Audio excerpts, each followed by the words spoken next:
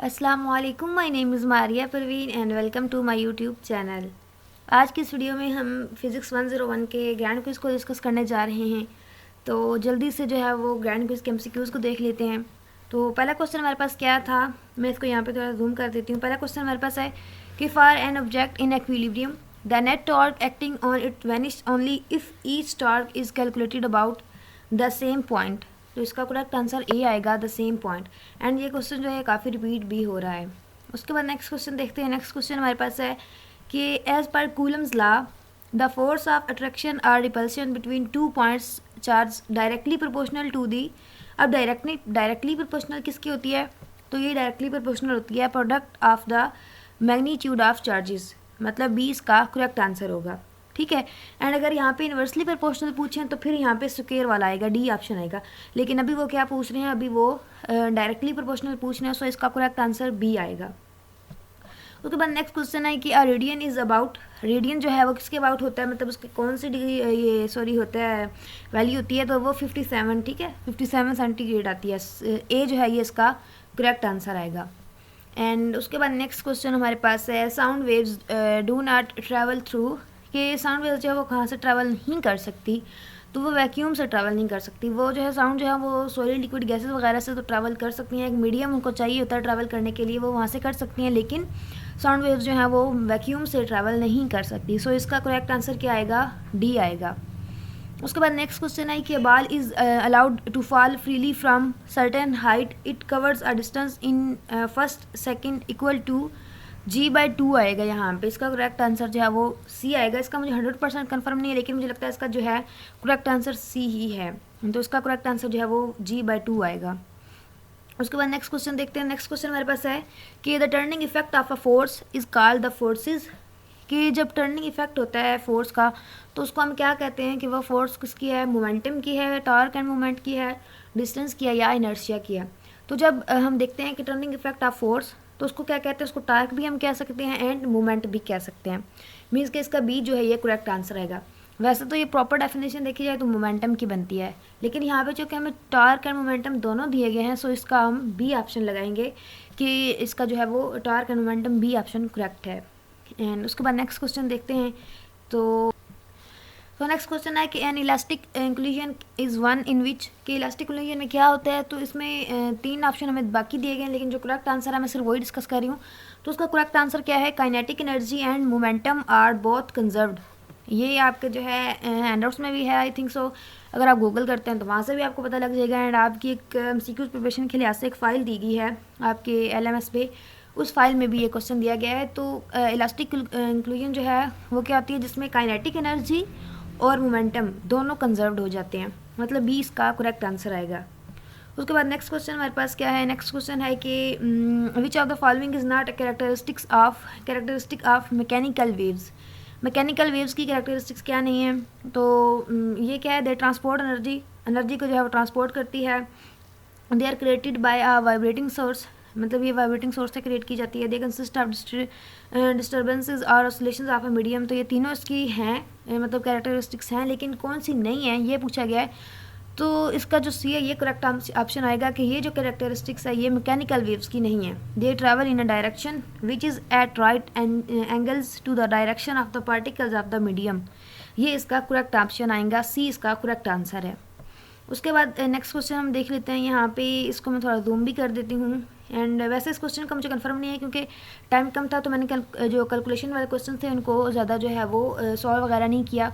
तो लेकिन जो भी ऊपर से देखा और माइंड में आया वो आपको बता दिया। यहाँ पे क्वेश्चन जो है मुझे खुद भी नज़र नहीं आ रहा, सो इसको मैं स्किप कर रही हूँ। वैसे इसका जो डी है ये मुझे करेक्ट आंसर लग रहा था 1 मीटर पर सेकेंड स्क्वायर। एंड उसके बाद नेक्स्ट क्वेश्चन हमारे पास है fire whistle emits a tone of 170 hertz and take the speed of sound in air to be 340 meter per second. The wavelength of this sound is about, तो इस sound के about जो wavelength क्या होगी, तो 2.0 मीटर आएगी। ठीक है, इसकी वेवलेंथ जो है वो डी ऑप्शन जो है इसका करेक्ट आएगा। एंड यहाँ पे थोड़ा सा अगर आपको ब्लर नज़र आ रहा हो तो एडजस्ट कर लीजिएगा, बिकॉज मैंने कहीं से स्क्रीनशॉट लिए हैं, अगर मैंने खुद किया होता तो क्लियर होता। तो इसलिए अगर थोड़ा बहुत ब्लर भी हो, इसीलिए मैं साथ साथ पढ़ भी रही हूँ कि आपको समझ आ जाए कि क्वेश्चन लिखा हुआ क्या है और इसके ऑप्शन क्या है। सो यहाँ पे क्वेश्चन मैंने आपको बोल के बता दिया है, एंड इसका करेक्ट आंसर जो है वो डी है 2.0 मीटर। ठीक है, तो नेक्स्ट क्वेश्चन हमारे पास क्या है, नेक्स्ट क्वेश्चन हमारे पास है जी, before the density of an object can be found what two measurements are required. मतलब जब आपने डेंसिटी फाइंड करनी हो किसी ऑब्जेक्ट की, उससे पहले आपको कौन सी दो मेजरमेंट्स रिक्वायर्ड होती हैं, तो आपको मैस एंड वॉल्यूम चाहिए होता है। ठीक है, डेंसिटी फाइंड करने के लिए क्या क्या चाहिए होता है, मैस एंड वॉल्यूम। सो इसका एक करेक्ट आंसर आएगा। उसके बाद नेक्स्ट क्वेश्चन देखते हैं। नेक्स्ट क्वेश्चन हमारे पास है कि विच of the following statements about completely submerged objects resting on the ocean bottom is correct. तो इसका मुझे 100% कन्फर्म नहीं था, लेकिन मैंने साथ में NS लिख दिया है कि नॉट श्योर, मुझे कन्फर्म नहीं है, आप इसको कन्फर्म कर लीजिएगा। लेकिन मुझे जो है वो इसका बी करेक्ट आंसर लगा है। The apparent weight of the object depends on the objects density. ये जो अपेरेंट वेट होता है ऑब्जेक्ट का, वो डिपेंड करता है ऑब्जेक्ट की डेंसिटी पे। ये मुझे इसका करेक्ट आंसर लगा था बी, आप कन्फर्म कर लीजिएगा। उसके बाद नेक्स्ट क्वेश्चन है, Newton first law is also called. ये तो फर्स्ट लेक्चर आई थिंक्स या बल्कि सेकंड या थर्ड लेक्चर में बल्कि दिया गया, जहाँ पे न्यूटन का हमने डिस्कस किया था। मैंने इसका तो शॉर्ट लेक्चर भी बनाया हुआ था, मतलब वो जो फर्स्ट वाले 3-4 लेक्चर्स हैं उन्हीं में था। तो न्यूटन का फर्स्ट लॉ को हम क्या कहते हैं, लॉ ऑफ इनर्शिया भी कहते हैं। न्यूटन फर्स्ट लॉ जो है उसको लॉ ऑफ इनर्शिया भी कहते हैं, ये याद रखिएगा। ये बहुत बहुत कॉमन क्वेश्चन है, अक्सर स्टूडेंट्स के क्विज में ये क्वेश्चन आ जाता होता है। सो न्यूटन फर्स्ट लॉ को क्या कहते हैं, लॉ ऑफ इनर्शिया। सी इसका करेक्ट आंसर है। उसके बाद नेक्स्ट क्वेश्चन देखते हैं। नेक्स्ट क्वेश्चन है कि a bullet shoot straight up returns to its starting point in 10 second, the initial speed was, कि उसकी इनिशियल स्पीड क्या होगी, तो 40 मीटर पर सेकेंड 49 मीटर पर सेकेंड होगी। सी इसका करेक्ट आंसर है। उसके बाद नेक्स्ट क्वेश्चन है कि one revolution is same as. अब रेवोल्यूशन वाले क्वेश्चन काफ़ी आ रहे हैं, मैंने देखा कि स्टूडेंट्स के क्विज जो हैं तो उनमें काफ़ी क्वेश्चन जो है ये आ रहे हैं रेवोल्यूशन वाले, कि डिस्प्लेसमेंट की रेवोल्यूशन क्या है, इस तरह करके जो है वो आपसे रेवोल्यूशन का पूछ सकते हैं। तो यहाँ पे पूछ रहे हैं कि one revolution is same as, तो ये क्या आएगा, 2 पाई रेडियन आएगा। सही है, इसका ए जो है वो करेक्ट आंसर आएगा, 2 पाई रेडियन। वन रेवोल्यूशन जो है वो किसके इक्वल होती है, ये किसके तरह होती है, 2 पाई रेडियन के। एंड उसके बाद नेक्स्ट क्वेश्चन हमारे पास है कि suppose no reaction force exist then which of the following case will occur. कि फ़र्ज़ करें कोई फोर्स रिएक्शन जो है वो एग्जिस्ट नहीं करती, तो कौन सा जो है केस अकर हो सकता है।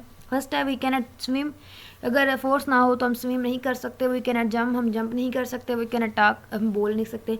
तो ओबियसली हर काम के लिए हमें फोर्स या एनर्जी वगैरह ये चीज़ें चाहिए होती हैं। तो इसको तीनों ऑप्शन आएंगे, मीन्स 1 2 3, लास्ट ऑप्शन जो है ये करेक्ट आएगा, 1 2 3 तीनों आएंगे।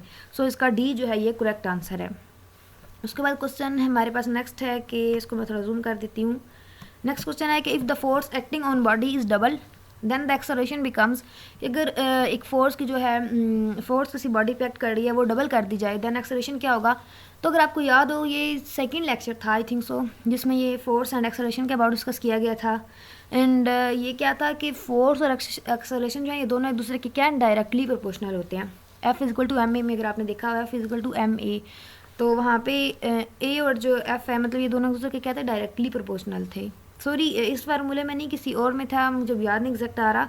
तो वहाँ पे हमने डिस्कस किया था जो एफ और फोर्स और एक्सेलरेशन है ये दोनों डायरेक्टली प्रोपोर्शनल थे। मतलब अगर फोर्स ज़्यादा होगी तो एक्सेलरेशन भी ज़्यादा होगा, फोर्स कम होगी तो एक्सेलरेशन भी कम होगा। एंड यहाँ पे है कि अगर फोर्स डबल है तो एक्सेलरेशन भी ऑब्वियसली डबल होगा। मीन्स इसका जो है ए करेक्ट आंसर आएगा। तो इसका करेक्ट आंसर ए है, डबल हो जाएगी, एक्सेलरेशन जो है वो भी डबल होगा। तो ये आपने याद रखना है। उसके बाद नेक्स्ट क्वेश्चन हमारे पास है कि the appropriate value of g at an altitude above earth equal to 1 earth diameter is. तो मतलब उसकी जी की वैल्यू क्या होगी। तो जी की वैल्यू 1.01 होती है। तो अगर हम 1.09 होती है, तो जब हम उसको 9 को आगे मतलब 5 से अबव वैल्यू है उसको ऐड करते हैं तो वो 10 बन जाती है, मतलब 1.1 आएगी। सो इसकी वैल्यू जो है ए जो है वो करेक्ट आंसर आएगा, 1.1 मीटर पर सेकेंड स्क्वायर। ए इसका करेक्ट आंसर है। जी की वैल्यू 1.1 मीटर पर सेकंड होती है। ठीक है, तो यहाँ पे उसके बाद नेक्स्ट ये क्वेश्चन एक न्यूमेरिकल दिया गया जिसका correct answer about 100 metre away है। इसको आप पॉज करके देख लीजिएगा। एंड नेक्स्ट क्वेश्चन है क्या force is applied at centre of mass then torque is. अगर फोर्स अप्लाई करते हैं सेंटर में, टॉर्क क्या होगा, 0 हो जाएगा। सही है, तो यहाँ पे हमारे कुछ जो है वो कंप्लीट हो गया है। आई होप कि ये वीडियो आपके लिए हेल्पफुल रही होगी। हेल्पफुल रही हो तो प्लीज़ वीडियो को लाजमी तौर पर लाइक कीजिएगा एंड मुझे फीडबैक लाजमी दिया करें। आपके फीडबैक से मुझे काफ़ी हद तक आइडिया होता है कि मेरी वीडियो से आपकी हेल्प हो भी रही है या नहीं, या मेरी वीडियोस मतलब आपको रिक्वायर है भी या नहीं, या मैं ही बना रही हूँ। तो आप मुझे फीडबैक लाजमी दिया करें। वीडियो को लाइक कीजिएगा, शेयर कीजिएगा, चैनल पर नहीं हो तो चैनल को सब्सक्राइब कीजिएगा। Thank you so much for watching my video. अल्लाह हाफिज़।